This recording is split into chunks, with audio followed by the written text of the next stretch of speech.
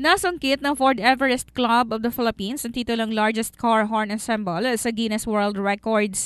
Ito ay sa pamamagitan ng 1,077 na participating units ng Ford Everest Sports Utility Vehicles. Sabay-sabay na nagbasina ang mga partisipante sa New Clark City, Tarlac, bago nagtungo sa Subic Bay Freeport Zone para sa awarding ceremony na kalipas na weekend. Ayon kay Subic Bay Metropolitan Authority Chairman and Administrator Jonathan Ditan, masaya itong naging bahagi ng nasabing event.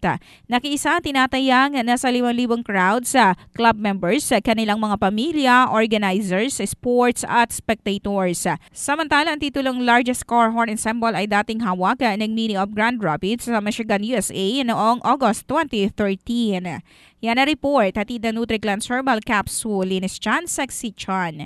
In the heart of changing lives, ito sa Brigada John Bayot ng Brigada ni FM Philippines, the Music and News Authority.